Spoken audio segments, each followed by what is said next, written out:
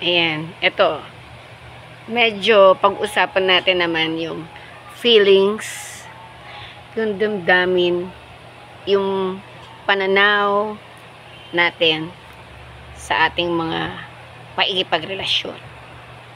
Ang payo ko lang sa inyo, huwag niyong paglaruan ang babae. Dahil hindi yan laruan. Huwag niyong lokohin ang sarili niyo na pinaglalaruan niyo ang damdamin niyo.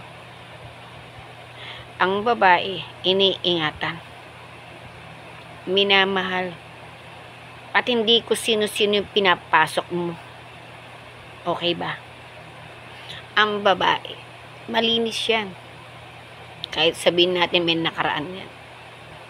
Lalo na kung marunong mag-ingat sa sarili, kahit meron na siyang past. Kasi, malinis sa sarili niya. At tapat. Swerte mo kapag nakatagpo ka ng ganyang babae. 'Di ba? Kaya kayong mga lalaki, hindi ako galit sa lalaki ha. Hindi ako galit sa mundo. Sa akin lang, maging responsable kayo at totoo at hindi bastos. No? Dahil babae din ang nanay nyo. Tama ba? 'Di ba? Saan ba kayo lumabas sa nanay nyo? Kaya wala kayong karapatan bastusin ang babae at paglaruan. Dahil bawat babae, bawat lalaki may katapat. 'Di ba?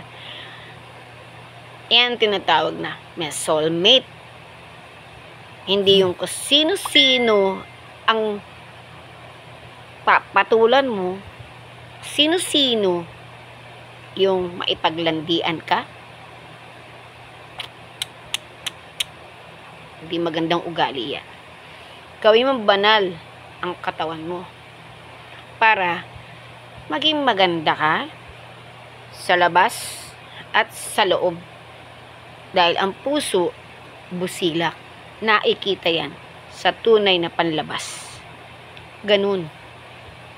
Kaya, kapag ang isang babae na pera ang kailangan at katanyagan ang kailangan, kasikatan,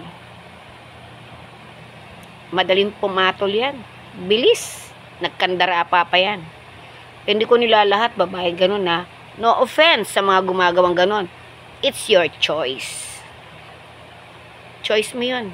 Hindi ko choice yun. Ang importante sa akin ay alam ko ang true love